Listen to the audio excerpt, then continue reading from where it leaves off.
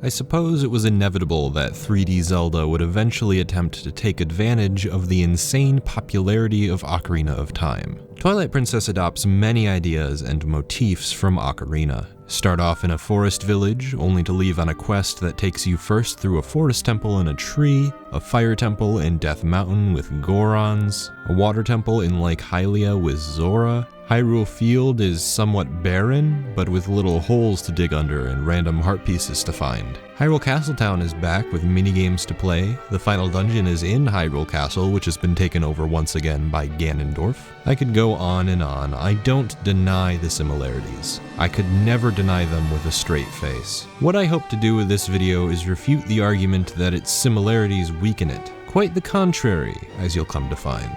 Before we do that, let's go over the remake changes for the final time.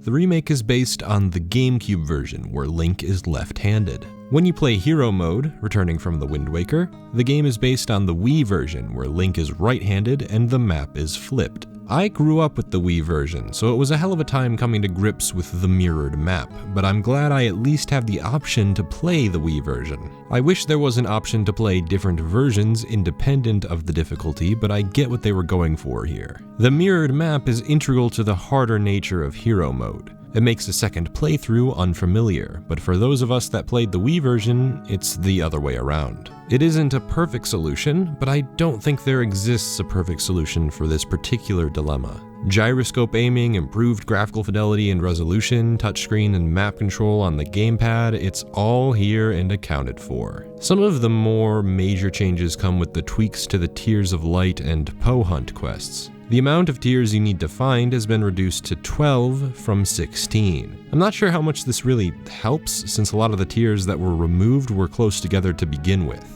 I never minded the Tears of Light anyway, so I don't even think the change was warranted, but I'll get into that when I discuss the actual game. They've also added a Poe lantern that helps you find Poes. It'll light up whenever you're near a Poe, even during the day when they aren't around. This makes the Poe hunt a lot easier, and it's the reason I enjoy it much more than the Golden Skulltula hunt in Ocarina. Always nice to see quests like these streamlined, though it would have been much better if it didn't take up a slot on the face buttons. It's better than nothing, though. There are other small changes like rupees no longer going back in the chest if they don't fit your wallet, and your sword no longer hitting walls, both of which I'm very thankful for. The rupee thing seems convenient on paper, but it hurts my soul to see chests on my map that I've missed, and I never went back just to get the rupees because they're so abundant anyway. The sword not hitting the wall is a break in realism I'm totally okay with. I didn't even like it in Dark Souls, so you can imagine I didn't like it in the original version of Twilight Princess. This is the first Zelda game to come with amiibo support. You can increase the difficulty by tapping the Ganondorf amiibo on the gamepad, and you take 2 times more damage. This stacks on top of Hero Mode, so if you really want to, you can pair the two together for the ultimate Zelda challenge. The other amiibo that changes the game in a major way is Wolf Link, which you can only get by buying the physical version. It unlocks the Cave of Shadows, a 50-floor combat dungeon you can only complete using Wolf Link. The dungeon itself is somewhat fun and makes better use of Wolf Link than in the actual game. The reward is why this is worth completing. You get the Giant's Wallet, which can store 9,999 rupees. Holy shit. You'll never have a problem then. I have to admit, it's a bit overkill. I think the 5,000 in the Wind Waker was fine enough, but it's a fantastic reward, and it's a better cap than the 2,000 you get normally from doing the bug hunt for Agatha. Unfortunately, this has a negative effect on that bug hunt. The reward for collecting all of the bugs is the biggest wallet at 2,000 rupees. When I say biggest, I mean the biggest you can obtain without amiibo. I already had a pretty major problem with this side quest because Agatha feeds you rupees every time you give her bugs, even more rupees if you give her a pair. You get an insane amount of rupees from this, but you can only have a max of 1,000 rupees up to that point. Eventually, you'll run out of room, but the most insulting part of it is that once you've finished giving her all the bugs, that's when she upgrades your wallet by another 1,000. Gee, thanks for all the rupees that are now in the void. The introduction of the Giant's Wallet fixes the quest, but it also means that all you get out of bug collecting are rupees. Not too compelling a reward considering they don't have much use outside of the magic armor. And I feel the same way about the magic armor as I did in the Wind Waker. I have an additional problem with the Giant's Wallet, which is a problem I have with amiibo support in general. See, the Ganondorf amiibo adds a layer of difficulty on top of what's already in the game. He isn't necessary for a harder playthrough, but he can add difficulty if you have him. This is the perfect way to use amiibo. You probably won't feel like you're missing out if you don't have the amiibo, but if you do, you get a little something extra for your playthrough. Wolf Link is the wrong way to use amiibo, with good intentions. It adds a very substantial reward, yet introduces the possibility that the Giant's Wallet may never be obtainable in the future if the Wolf Link amiibo ever becomes rare or unobtainable. Even more severe, the Cave of Shadows is an entire labyrinth of rooms that may not be accessible in the far future. This locking of substantial content under something not readily accessible is unforgivable. They stepped way too far in making amiibo support more helpful. Keep it simple, nothing too substantial, or players are going to feel left out, especially if they bought the digital version. Graphically, the remake is a nice upres, but it's the least improved game out of all the remakes. This is partly because the game is the newest out of all the remakes, but it's also because Twilight Princess's art style isn't as timeless. Neither were the art styles of Ocarina or Majora, but that's why they were remade. Twilight Princess went for a somewhat more realistic art style, and we're already seeing the toll it took on the game years later. Some textures, even after an upres, still look outdated by modern standards, and character models are, well, just look at the faces. Not all models look bad, I like Link and Zelda, but every other human looks way too strange. The strength of the visuals are in the Gorons, Zora, and Twilight. The more cartoonish realist hybrid works better for these more outlandish creatures. Maybe they were trying to make the humans look more goofy to fit in better with the more goofy creatures, but why then do Link, Zelda, even Ronaldo have more realistic facial structures than anyone else in the entire game? It just takes me out of it. I will commend the remake for taking a more hands-off approach. They overdid it with the Wind Waker, so I'm glad to see there's not excessive bloom or anything here. The colors pop, and you can see everything clearly. The higher resolution is a nice touch-up and all the game really needed. This is one of the best remakes you could ask for. It's not very obtrusive, and it fixes a few of the minor issues with the original. They didn't go too far like with Zora Link or the overdone visuals of the Wind Waker. It's more in line with Ocarina of Time 3D. Alright, let's get serious. The Legend of Zelda Twilight Princess is currently my favorite 3D Zelda game, perhaps my favorite Zelda ever made. I wonder how unpopular that opinion is. Be sure to let me know. But wait, let me explain as always. Twilight Princess has but one strength, one concise message that threads almost every aspect of the game into a satisfying whole. Twilight Princess is epic, and I mean epic. You know, before people ran that word into the ground and it lost all of its meaning. When someone describes to you an epic adventure, how do you respond? Your mind might wander to the original Zelda, a game that's free, open, leaves everything in your hands. Or you might think of the Elder Scrolls V Skyrim. You're the chosen Dragonborn, the world is yours for the taking. I mean, personally, I prefer Oblivion, but that's just me. Or you might think more linear. Uncharted does a fantastic job letting you play through the events of a bombastic action-adventure movie. I can agree with all of these, but the single game that comes to mind when I think of the word adventure would be Twilight Princess. Perhaps that might change with Breath of the Wild, but I won't know until I play it. I've stated many times how much I enjoy non-linear Zelda. I think it's the right step for the series to take in the future. Yet, I've also made sure to state how a more linear progression is in no way a bad approach, and Twilight Princess is probably the reason I feel that way. Twilight Princess is significantly more linear than the previous two 3D Zelda games. Again, think more along the lines of Ocarina of Time 2.0. You have a ton of dungeons to explore and an epic main quest to follow. The non-linearity comes in the optional extras you can do around Hyrule. I'd like to tackle one of the biggest complaints levied toward this game: Hyrule Field. I've seen countless arguments depicting Hyrule Field as barren and lifeless. Apparently, there's not a lot to do here. I, of course, argue there's much more to Hyrule Field than most would let on. There's certainly more to explore here than in Ocarina. You can dig under holes to find secret caves, that's the same as ever. But Hyrule Field is much bigger this time around. It had to be split into several pieces because it was so big. However, it's not Wind Waker levels of big. Each part of the overworld is small enough that it isn't overwhelming, and it allows for each segment to pack meaningful content into that smaller space. For instance, there are several areas where you need to use the double claw shot, or the spinner, or the Gale Boomerang to find heart pieces. In addition, Lake Hylia and Gerudo Desert offer substantial chunks of land to explore for even more goodies and minigames. Gerudo Desert more so, which is a sprawling desert holding some heart pieces and the Cave of Ordeals, a 50-floor combat dungeon similar to the Cave of Shadows and the Savage Labyrinth from the Wind Waker. It's the most difficult thing I've ever had to complete in a Zelda game, I'll tell you that much. It makes use of every single enemy type and obstacle in the game, which requires the use of your entire arsenal of weapons and items. Pair that with the extensive list of hidden abilities you can learn for combat, and the Cave of Ordeals is a very fun challenge. And that's all packed into just the Gerudo Desert. Lake Hylia isn't as big, but you can fish, fuck my life, and do both the upward and downward portions of the river rapids. If travel time is your issue, you get the ability to fast travel around the same time you do in Ocarina. The fast travel points are pretty liberal, and there always seems to be a fast travel point wherever you need it. If not, you have Epona, and in this game you'll have her right around the second dungeon to roam around Hyrule Field with. She's also mandatory, so there's no chance you'll miss out on her. Add that to the small map size I mentioned earlier, and a beautiful compromise is struck between the amount of content available and the amount of time you spend traveling. Add that to the small map size I mentioned earlier, and a beautiful compromise is struck between the amount of content and the amount of time you spend traveling.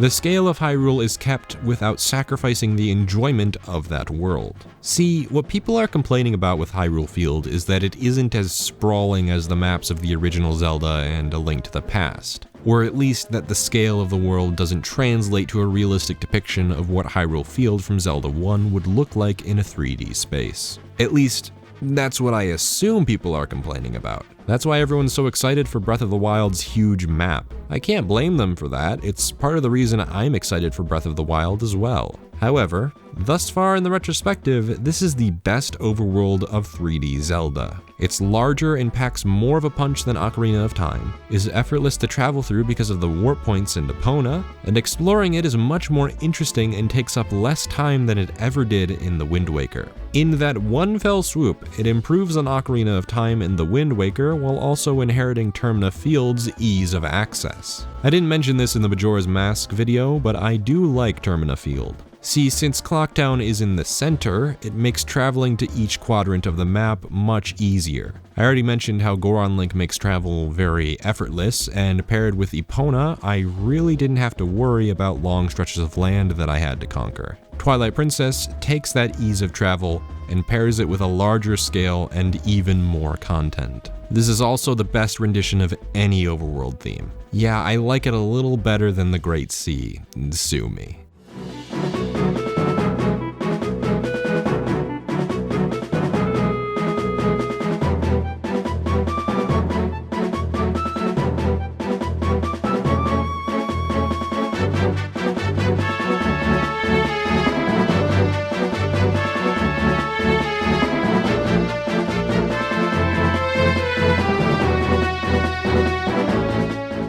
An overworld doesn't need to be large to feel meaningful to explore, it just needs to pack meaningful content to back up that scale. In this regard, The Wind Waker failed to deliver, where Twilight Princess strikes a very good balance. I'm not gonna suck the game's dick though. While I do think it's the best overworld, I won't argue that it could have packed in even more content for Hyrule to feel truly rich. It could have made even more use of your dungeon items to unlock secret passageways, for instance. As it stands, there's a passable amount of content in Hyrule Field. The side objectives are set up in much the same way. You have the heart pieces to collect, rupees to find, pose to hunt, mini-games to play, even trading sequences that are thankfully much better than anything in Ocarina. Heart containers are now obtained when you collect 5 heart pieces instead of 4. This is because Twilight Princess has the highest dungeon count of the 3D games, and also adds a few heart pieces to each of those dungeons. I'm a fan of this change because it fills each dungeon with more to explore, just like the Stray Fairies did in Majora's Mask. Though it shares a problem with the Wind Waker in a change that comes with the HD version I've decided to save until now. In the original version, some chests had rupees, which aren't an insanely satisfying reward, but were a tangible reward that helped you in some fashion. Many of them have been replaced for stamps. They function to give you more to put in your picture messages on Miiverse, Nintendo's social media platform for the Wii U. Suffice to say, this reward sucks. It's even worse than Joy Pendants, which had in-game applications if even for only a short period. Stamps don't serve a single function in-game, so it makes the process of collecting them very frustrating. It's not as severe when the chest you stumbled across isn't hard to find. There's a chest in the Forest Temple that requires you to swim under some low-hanging hole in the wall, and that chest has a stamp. It's a much less severe slap in the face because you really didn't have to work all that hard to get it. Let's compare that to a chest in the City in the Sky. There's an offshoot area midway through the dungeon with some pea-hats leading to a floating island with a tree and a Poe. You see the island earlier on, but you can't get to it yet. Once you do, you wait in anticipation for what you'll find there, and it's a stamp.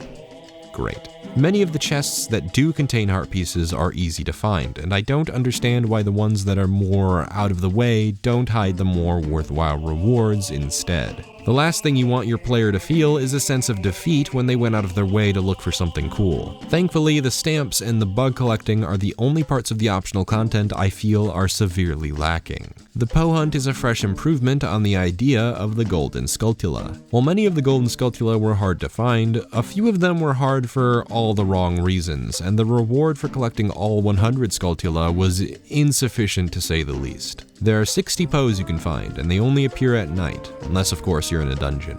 You can figure out where they are in the daytime by keeping your Poe lantern by your waist and exploring. It's the same idea, but you find them through visual cues instead of audio cues. The blue lantern each Poe holds is your cue that there's a Poe. To a smaller extent, there's an audio cue with the lantern moving back and forth, but by the time you hear the cue, you've likely already found the Poe. They're hidden about as well as the Skulltula, with the same tracker for which Poes are in which areas, and it goes even further with a counter to track how many Poes are in each area. It's as convenient as it ever could be, and the satisfaction of finding a Poe and ripping out their soul is akin to that of finding a Golden Skulltula and taking their token. While the quest itself is an improvement on Ocarina, the rewards, not so much. After you collect 20, Giovanni gives you an empty bottle full of Great Fairy Tears, which gives you more strength and health when you drink it. Cool little reward, and you get an empty bottle out of it. The last reward is at 60, when Giovanni gives you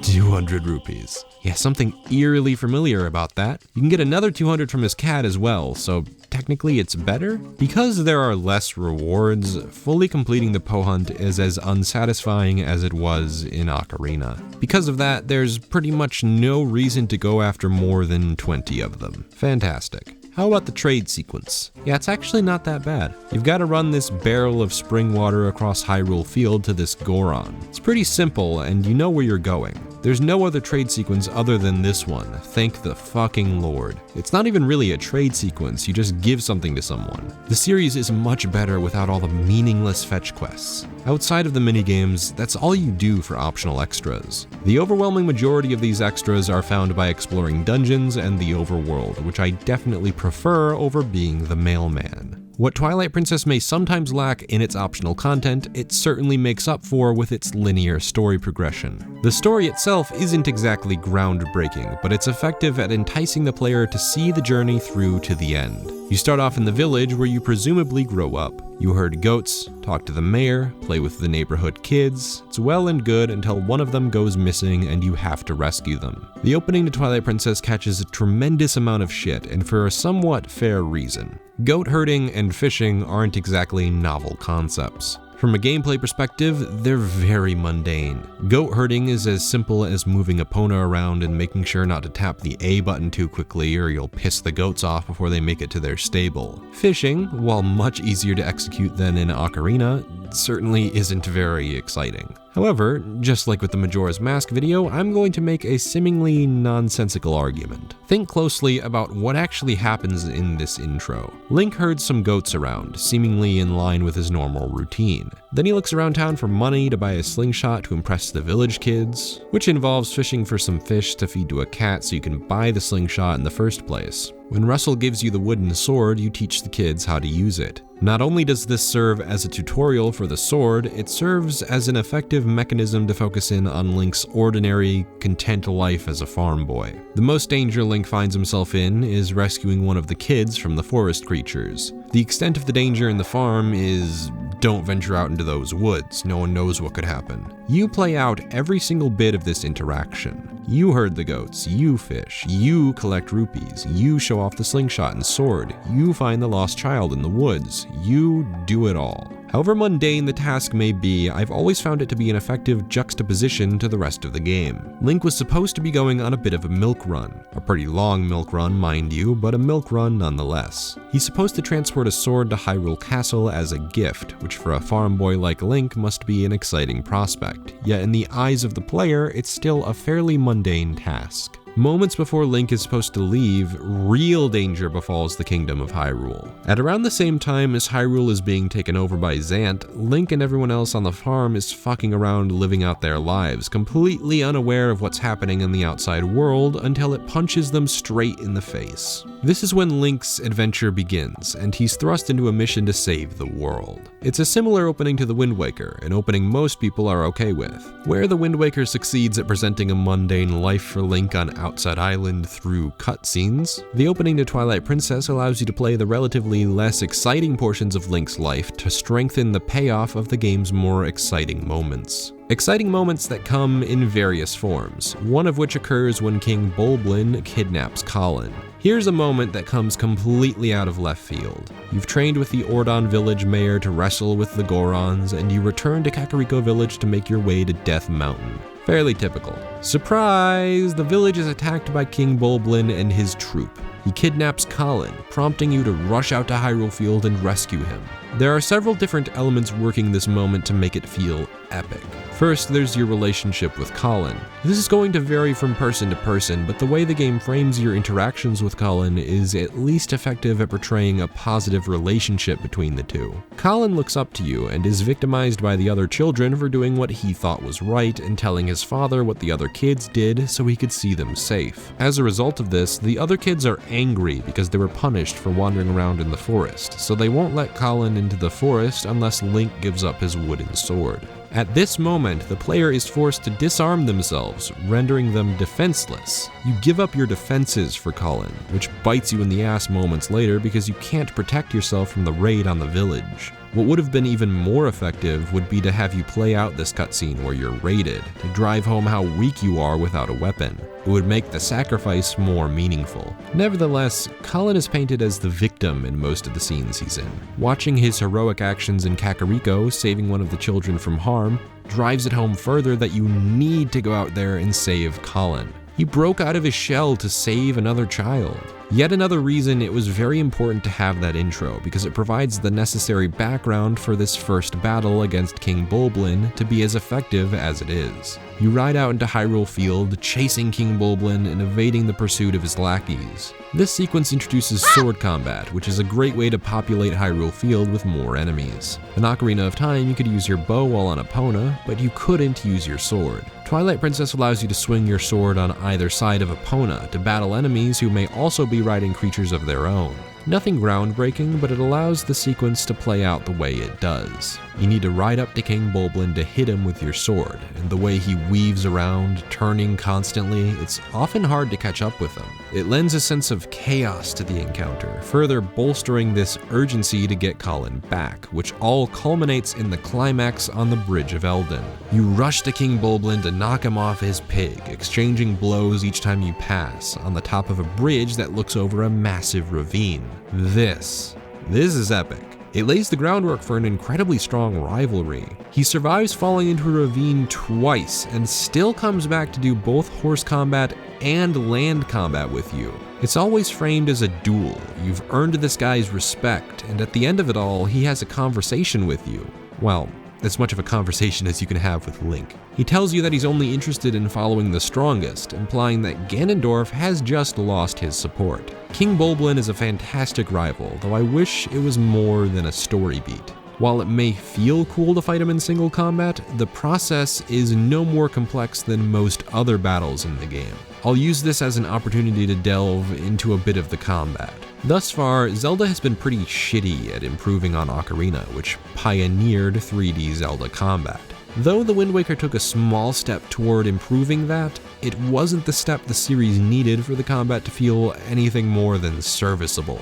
Twilight Princess takes another small step toward improving that by improving Link's moveset, which is now more versatile than it has ever been. Instead of relying on reaction commands, Link has been given the same moves, but the player can use those moves by executing a command. If you want to do a Helm Splitter instead of waiting for a reaction command, you can do a Shield Bash, then immediately follow up with a Helm Splitter of your own volition. This transfers the agency from the enemy to the player, a change that was sorely needed for the combat to feel even a bit more engaging. Link can roll around enemies for a back attack, he can do a mortal draw of his blade for more damage, you can charge up an air slice to hit all of the enemies in front of you, and then pound into the ground for area of effect damage. You have so many offensive options, and that's not even to mention that you can still use your dungeon items in combat for added effects. Unfortunately, the enemy AI almost negates the strength of having such a wide array of moves. For one, none of them take advantage of your moveset, which is an unfortunate side effect of the moves being optional.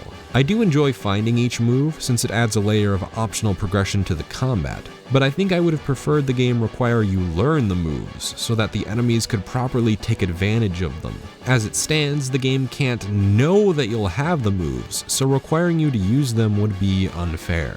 At the very least, I appreciate that the moves can sometimes give you the upper hand when fighting enemies. If there are a ton of enemies in front of you, you can use the charged jump slash to hit them all at once. Or you could begin a combat encounter with a mortal draw for additional damage. This highlights a completely separate issue, that being the AI is simply unequipped to pose as any significant threat. Their attacks are so easy to avoid, they eventually just swing stuff at you and that's that. Even the Dark Nuts, unless they pile a shit ton onto you like in the Cave of Ordeals or Hyrule Castle, are never much of a threat. Since the telegraphs to their attacks are so obvious and drawn out, it doesn't feel very rewarding to dodge attacks from the enemy.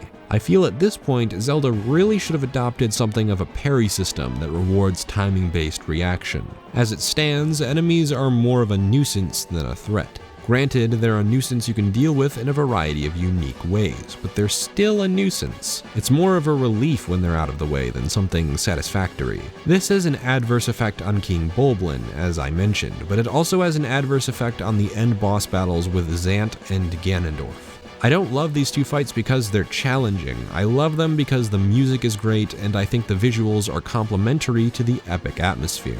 This is a negative thread that looms over the combat, and it's the single portion of the adventure that I feel doesn't translate into the experience as well as it really should have. If I'm honest, were the combat more engaging and a little more challenging, Twilight Princess would have crafted its epic adventure near flawlessly. That said, the combat isn't necessarily a huge anchor on the overall experience. Let's talk about the world of Twilight Princess. Hyrule has never felt more varied, more rich in culture and size. Never has it felt so immersive to explore. It visually and thematically connects so many disparate elements surprisingly well. I didn't talk about this in the previous games, but there's always been at least a slight disconnect with how the world is presented in 3D Zelda. In Ocarina of Time, it was both a geographic and a demographic disconnect. The size of Hyrule and the way the kingdom is laid out doesn't feel as realistic as it should. It doesn't feel like a kingdom. Hyrule Castletown is seemingly a small block of land where only the Hylians seem to inhabit. There aren't any Gorons or Zora there. Likewise, in Kakariko Village, there seems to be only Hylians, even though Death Mountain is literally right around the corner. There are only Kokiri in the forest. There are only Zora in Zora's domain. The only part I buy are the Gerudo, who have a reason to deny others based on their explicit hatred of men,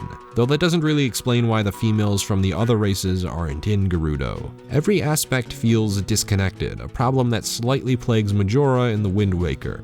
Twilight Princess says no to that, and finally mixes various races and sets up relations that make sense. After you intervene in Death Mountain, the Gorons travel to Kakariko, and relations between Death Mountain and Kakariko are restored. You can find Gorons in Hyrule Castletown as well, even a Zora child at one point. More story context is given as to why the Zora don't stray very far away from their domain, and why Hylians have a hard time accessing the place. I mean, a giant fucking waterfall will do that to you. Only Zoras can swim up that damn waterfall. Similarly, Yetta and Yeto live in the mountains where no one is likely to access. I can buy that. I can buy the Zora, I can buy the Hylians, I can buy the Gorons. It all makes sense. Not only that, but there's always a sense of a huge interconnected world. Though there are loading screens in between map segments, no matter where you are in the world, you can see almost everything. You can see Hyrule Castle in the desert, in various areas of Hyrule Field. You can see Lake Hylia on the bridge above it, on the desert looking it over. You can see Death Mountain looming over Kakariko. I love when a game can remind you that you're in a world. This aesthetic is furthered by the design of the Twilight Realm, which is deliberately disconnected from the rest of the world. The Twilight Realm is incredibly unsettling. Whenever you're in the realm, you're turned into a wolf, only slightly resembling Link. You walk around unbeknownst to anyone. You can listen in on frightened conversations with townspeople, or look at a completely frozen pool of water with dozens of Zoras trapped inside, or watch your friends cower in fear while taking residence in Kakariko Village. This surveying of new territory by way of unfamiliar visual design and music is why I can't hate the sections where you collect Tears of Light. This is the most significant gameplay aspect of Wolf Link, Twilight Princess's special gimmick. Each game has had a specialized gimmick. Ocarina was,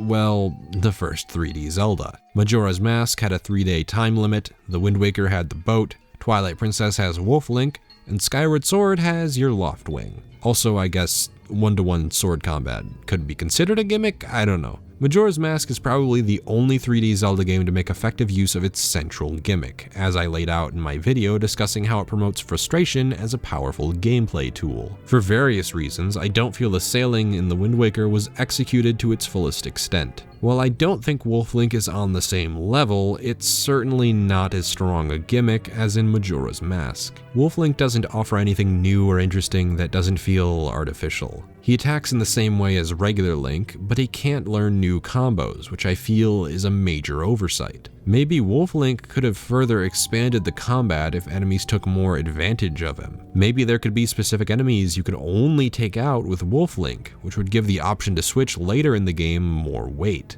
You can also follow scent trails, which is used no differently than a waypoint. The only time I felt it was cool was in the Arbiter's Grounds, when you have to find the 4 Poes using their scent. I will give the form credit though, it does use the sense mode to locate extras by digging into the ground, and in some cases it opens up a small cave below the ground. That stuff's pretty cool, but Wolf Link doesn't offer you anything else. There are sections where you have to jump to Midna, but they don't amount to anything more than visual flair and you mashing the A button, outside of a few instances where you need to wait a few seconds and then tap the A button. Wow, super complex. Though he does have an effective use at strengthening a very sad moment when Midna is injured by Zant and you need to take her to Hyrule Castle to see Zelda. Up to this point, you couldn't interact with humans as Wolf Link, but now you wander into Hyrule Castletown and the residents are afraid of you and shriek away in fear. The guards tremble, attempting to look like they're going to deal with you, but shrivel up and let you walk straight past them. It's very charming, but what I like more than anything about this segment is how it makes you feel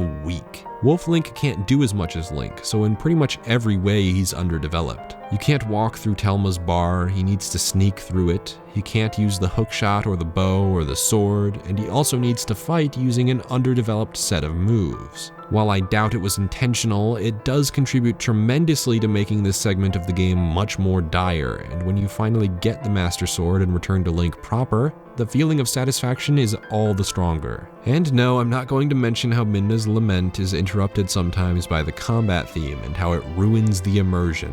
It's been pointed out way too many times, and it doesn't bother me enough to take note, though it is pretty strange they let that slip through. The quests to get the Tears of Light are effective at giving you a taste of the area you'll be in for the next several hours. It forces you to explore every inch of it and get a feel for your surroundings. That's why they exist, and it's why the bugs are pretty easy to find. It's not the most exciting aspect of the game, but it doesn't detract from anything. That's the most important conclusion you can make about Wolf Link. Although I would have preferred they fleshed the gimmick out more, having him be relatively unobtrusive is the next best thing. The Tears of Light quests go by quickly enough that they never bother me. Even the final one is unique in that it has a boss at the end, despite how long it is. Wolf Link isn't detrimental to the experience, and it certainly is a shame that he's underdeveloped, but far too many people point him out as a major drawback, when really he's more like a minor issue. I've spent a lot of time talking about what works and doesn't work about the land of Hyrule. This extends to the design of each dungeon, both thematically and mechanically. While I probably wouldn't put a single dungeon above the Water Temple or Great Bay Temple in terms of what they have to offer from a gameplay perspective, I would easily put most of these dungeons above the rest in terms of their aesthetic design and overall consistency with the world. I think it's worth going through them mechanically first. The first few dungeons aren't anything to write home about. The Forest Temple is pretty straightforward outside of the unique element of using the monkeys to progress. It calls back to saving the Gorons in the Fire Temple from Ocarina, though this time it makes more sense since you use the monkeys to progress instead of finding a chest with a small key. The Goron Mines have a similar problem with straightforward navigation, though it has a very unique use of the iron boots to cling to magnetic surfaces. It allows you to walk on walls and ceilings, a really cool, versatile use of the iron boots, which already have the use of letting Link walk underwater. My only complaint is that Link walks unbearably slow when he's stuck to a wall or ceiling. It's not a horrible dungeon, but it does suffer from being a bit too straightforward, which is swiftly fixed by the Lakebed Temple. I would rank it slightly below the Water Temple and Great Bay Temple in terms of complexity, but when comparing it to the other dungeons in the series, it's easily one of my favorites. It has a central room, a running theme with the water dungeons, and uses the transfer of water as its central mechanic. A bit of a hybrid between the control of the water level in the Water Temple and the control of the water currents in the Great Bay Temple. The Lakebed Temple forces you to find the correct doorway out of the dozen that lead you astray. You can reach several areas without the ability to progress, and you need to be constantly thinking about which switches you can use to transfer water and which you can't. Having to be so mindful of where you need the water to go, paired with the backtracking present in the Water Temple that made it so labyrinthian, the Lakebed Temple stands strong as one of my core 3 favorite dungeons of all time, purely mechanically. It's also one of the only dungeons in Twilight Princess where the puzzle solving feels organically woven into the process of finding your way through it. Transferring water makes part of the dungeon move, which opens and denies access to several rooms based on where the water is. Not a block pushing puzzle in sight. After this point, each dungeon is at or around the same level as the Lakebed Temple. The Arbiter's Grounds is slightly less complex, but stands as a unique dungeon because of the 4 Poe souls you need to collect. The ability to do them out of order shakes things up a bit. It allows for the possibility that you might miss one, like I did. It also uses the spinner for some very fun puzzles with wall tracks where you need to avoid the moving spike balls by jumping in between the tracks, used very well with the boss fight at the end with Star-Lord. He's probably one of the best bosses in the game. He starts off in a sand pit, and you need to navigate it with the spinner, destroying his Stalfos bodyguards to hit his spine. Then he's just a floating head, and you need to avoid the spinning balls in tandem with his energy blasts and jump at his head to expose his weak point. A very engaging and somewhat challenging fight that tests your timing and use of the spinner remarkably well. I have similar praise for the fights against Morpheal and Argarok, if nothing else because of their scale and how effectively they utilize the claw shot and double claw shot respectively. The fight with Morpheal is initially pretty contained. It's an evolution of the fight in Ocarina of Time, where you just had 1 tentacle. Now you have like 20 tentacles, and you need to avoid exploding fish and the other tentacles that can grab you. They're fairly hard to avoid while you're so focused on finding which of the tentacles has the eyeball so you can use your claw shot to get it and hit it a few times. It makes good use of both the claw shot and the iron boots, but in Morpheal's second phase, it truly feels like you're fighting a massive underwater beast. You've got to swim near his head, claw shot his eye, and continually stab it until you finally down the damn thing. What this phase lacks in difficulty, it makes up for in scale, and that applies to the fight with Argarok as well. You need to use the claw shot to hook onto his tail, and then use the iron boots to weigh him down so you can hit his weak point. A really smart use of the iron boots that's an analog to a similar thing you have to do with switches in the dungeon itself. His second phase involves climbing to the top of 4 pillars with your double claw shot, and using a circle of pea-hats to avoid his fire breath, grappling to his back, and repeatedly stabbing him until he falls down. He even fakes you out in his last phase, where he abruptly shifts direction while you're avoiding him, which can easily take you off guard if you aren't paying attention. Something about taking out these huge creatures is slower, but because of that, it feels more satisfying to fell them. It helps that Argarok is the final challenge to my favorite dungeon, the City in the Sky. I mentioned a list of my top 3 dungeons when looking at them mechanically. It goes from the Lakebed Temple to the Water Temple to the Great Bay Temple, with the Great Bay Temple being my favorite. So how then does the City in the Sky manage to be my favorite dungeon? It's aesthetically gorgeous. I have somewhat of a fetish for floating cities and abandoned buildings, and this dungeon meshes them together into one beautiful landmark. There's something about being in the sky that I love, and the City in the Sky is able to make me feel like I'm in an abandoned sky kingdom. The music embodies this feeling. I love this track.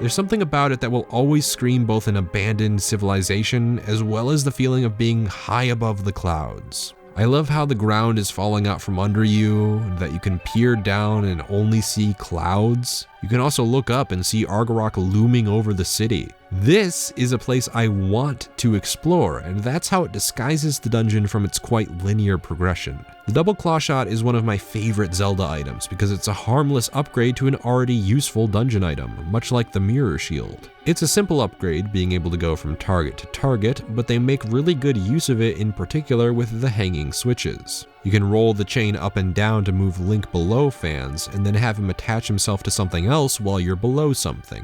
I mentioned how I like the use of the iron boots to activate switches, but it can also be used briefly to keep yourself on the bridges when a gust of wind attempts to blow you off. It also gives use to the criminally underused spinner for activating switches and moving parts of the city around, which always made me feel really cool. Though I'll admit the dungeon isn't terribly complex, most of the puzzle solving is great, or at least relatively inoffensive. I'm not a fan of some portions of the dungeon where you have to wait around for a hookshot panel or a pea-hat to wander in range of you, but the rest of the puzzles I mentioned are pretty engaging. Hell, if you're gonna be complex, at least make your puzzles harder to figure out, and that's true with the City in the Sky and the rest of the dungeons to a greater or lesser extent. The Temple of Time is fairly linear, but it improves on the useless function of the command melody in the Wind Waker. This time you use the Dominion Rod, which doesn't require the use of a song and instantly takes control of statues. You can move small statues onto switches, and you can control bigger statues to break parts of the environment you previously had to move by activating switches. This makes the portions where you have to backtrack with the statue immensely satisfying, as you use the huge hammer to break parts of the dungeon and kill the small spiders that are annoying to take out with your sword. It also uses the spinner multiple times for mandatory and optional progression. Do people really think this thing doesn't get enough use? I mean, I would have preferred it have more challenges associated with it, but it gets more use than the fucking ball and chain, my god. Speaking of that, we might as well get into the fan favorite dungeon, and the dungeon that best exemplifies the superb aesthetic design, the Snow Peak Ruins. The music here is on par with the City in the Sky at setting a unique,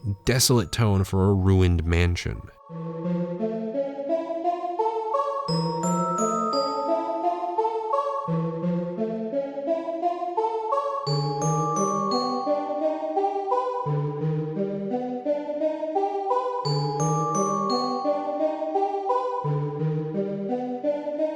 This dungeon is unquestionably linear. I mean, Yetta tells you exactly where to go. but it's the way the dungeon presents itself, as well as the puzzles you solve within the dungeon that save it from this linearity. Obviously, it's very pretty, and the fact that it's a mansion makes it feel less like a temple and more like a giant mansion you need to navigate. As silly as this sounds, it brings with it memories of exploring IKEA as a child and just getting lost in all of the rooms because it felt like a giant house. I mean, some days I still feel like exploring IKEA. Trying to get cannonballs around to various rooms is more challenging than you might think because you need to get them to so many places across fairly long distances. There's also an element of humor to it all with Yeto and Yetta, a married couple. Yeto is trying to make a soup so Yetta can be cured of her sickness. You keep asking Yetta where the mirror shard is. She keeps telling you to go find a key to the central room, but every time you make it to where she tells you to go, you find the food instead, which Yeto then steals from you by pushing you to the ground. It's like a series of fetch quests, but because it's threaded together by a series of hilarious misunderstandings, it isn't as mundane as it sounds. It's surprisingly personal near the end, when Yetta scares the ever-living fuck out of my child self, and you fight Yetta as the end boss. This gives you a sense of hesitation since you've been talking with Yetta before and have bonded a bit with Yeto by way of him pushing you to the floor and stealing food from you, but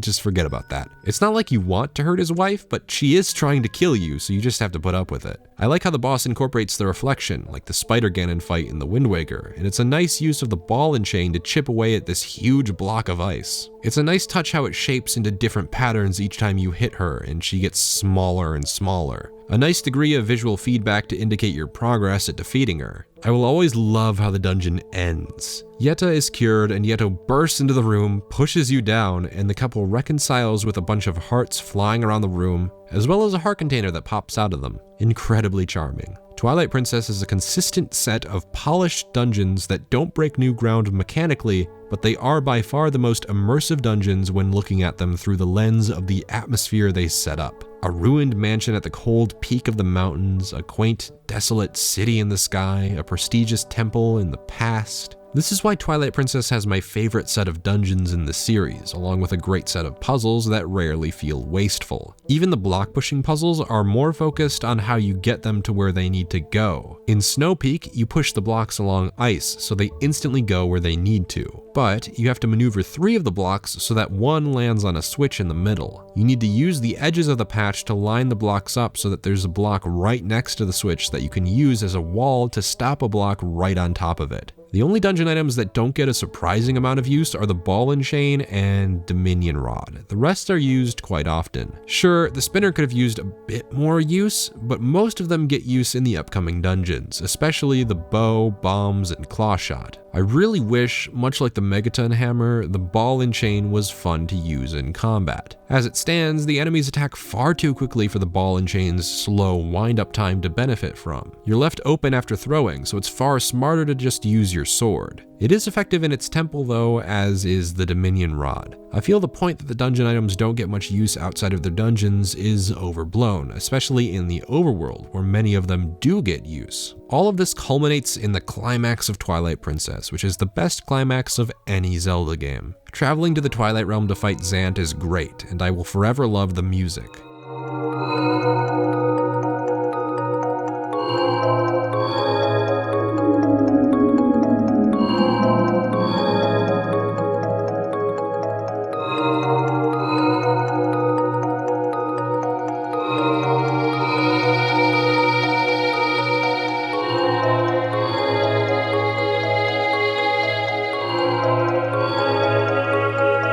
While the dungeon itself isn't too complex, I do like the gimmick of getting this ball of light back through a series of rooms you had to travel through. A hand keeps following you and tries to take it back to the room. It's actually kind of scary. Evokes the same feeling as Wall Masters and Floor Masters. It's fairly straightforward, but again, the puzzle solving prevails as unique and difficult. You get the sword upgrade here, which lets you get rid of the Twilight, and you go off to fight Zant with the true blade of Evil's Bane. This fight is one of my favorites, even though it's essentially a boss rush. It's a bit hard to show off the music here, but it's essentially a darker medley of every single boss you've had to fight along your adventure. It's very twisted, and I like just how psychotic Zant really is. His fighting style is so overbearingly goofy and strange that you just can't help but feel a bit uncomfortable. I love how he's revealed to be a very pitiable, worthless waste of space. He's built up to be a pretty huge threat, but when you confront him, he's nothing without the power given to him by Ganondorf, and that shows by how weak of a person he really is. When he takes off his mask, he becomes a psychopath, and I think that's thematically fitting. Some days,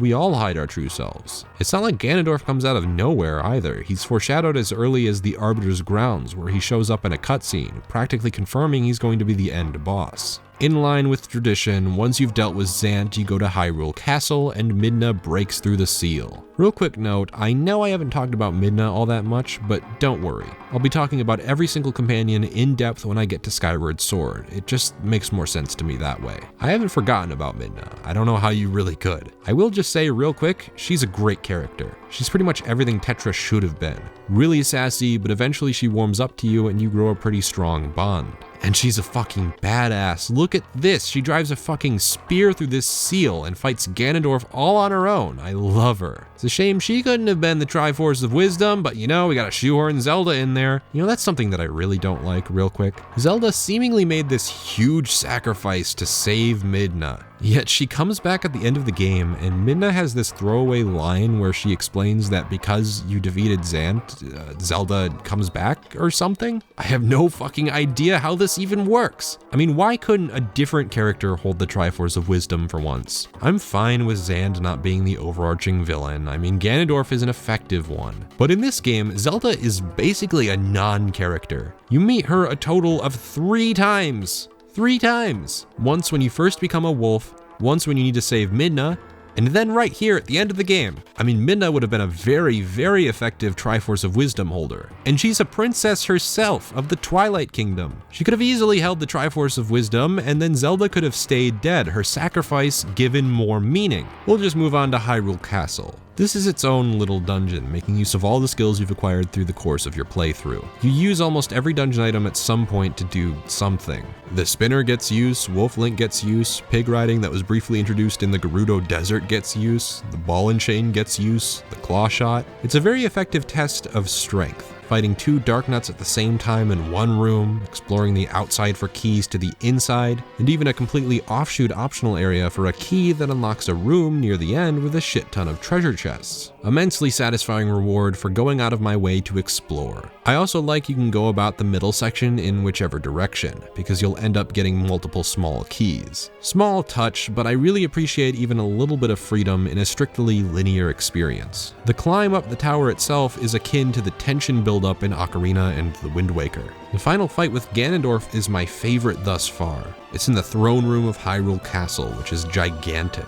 This is the start of a sweeping 4-phase fight. First you fight Zelda, possessed by Ganondorf. It really just amounts to energy tennis, but she does have some cool moves up her sleeve, like a Triforce ground attack and a dive toward Link. And you can use the bottle! Like, holy fuck, they had to have known this is a thing, right? I mean, they had to actively code this. They do know this is a thing. The second phase uses Wolf Link very well. Ganon turns into his iconic pig form and runs around teleporting from place to place with Latin music playing in the background. It mirrors the fight with Phantom Ganon in the paintings from the Forest Temple in Ocarina. This one's a lot cooler though, because not only do you have to watch for where he's going to teleport, you take him by the head, throw him to the ground, and fucking sink your teeth into his belly and rip into him. It's super satisfying. The third phase makes use of horseback riding to avoid Ganon's light troopers, and to get Zelda in range to fire light arrows so you can stab him until he falls off of his horse, so you can finally get to single combat. While I feel this fight is a bit too easy, the atmosphere is unmatched. It feels just like Ocarina, but there's something about human Ganondorf in this game that's even scarier to me. The way he slowly walks around, how he just knows he's going to beat you because he's a badass with the Triforce of Power. The dark storm clouds and amazing music help to set the tone for a badass sword duel, which makes effective use of the moves you learn throughout the game, ending with one of the first moves you learned, the fatal blow. You jump into the air and stab Ganondorf right through his chest wound. It's so fucking satisfying, and watching as Zant delivers the final blow by cracking his neck, yeah, Ganondorf just died while standing up. You know, E for everyone, it's okay. A very satisfying end to the journey. The story isn't necessarily the best thing ever. I think the Wind Waker still has it beat. You know, I don't really like how Zelda sacrifices herself but then comes back at the end of the game for seemingly no reason. Still fucking salty about that. But it's an overall effective story and complements what threads the experience together for me. And I'll repeat it here. It's an epic fucking adventure. A believable, huge land known as Hyrule, amazingly detailed dungeons that are fun and challenging to complete, some pretty good boss battles, a varied but admittedly flawed combat system, a great soundtrack. I love this game a great deal. Though all of its individual elements are worthy of praise, it manages to link most of those elements together to craft one of the best adventures I've ever had. And it does so in a linear fashion. There are so many optional extras to collect that I don't mind the linearity, and the linear progression is so damn strong that I end up loving it every time I come back. I get chills fighting King Bulblin. I'm sad when Midna is injured and I need to save her. It feels epic to challenge Ganondorf at the end of it all. After you've gone to the top of a mountain, back in time, shot out of a cannon into the sky, even gone to another fucking dimension, all to fell Ganondorf and save Hyrule. For all of its shortcomings, Twilight Princess is my favorite Zelda game because it manages to deliver an epic adventure on par with the original, while carrying with it a linear progression. You get to be the hero on an epic quest. You play all of that. Twilight Princess may be linear, it may be more story-driven, it may have focused a lot more on a unique visual aesthetic than improving the combat, for instance, and it might introduce a fairly half-baked gimmick. But you want to know something? I have yet to see how that detracts from the game in any way. This is a Zelda game to me, and almost all of its elements come together to make one of the most replayable, thoroughly enjoyable adventures I've ever been on. And that's the power of video games at the end of the day, isn't it? It's not how you go about delivering an immersive escape that matters. Something that places you in the shoes of Link doesn't have to be exactly like the original Zelda. It doesn't have to go the route of the Wind Waker with a huge overworld. Twilight Princess proves my point, more than anything, that Zelda can be so fucking great despite a linear progression, and it really is a beautiful feat.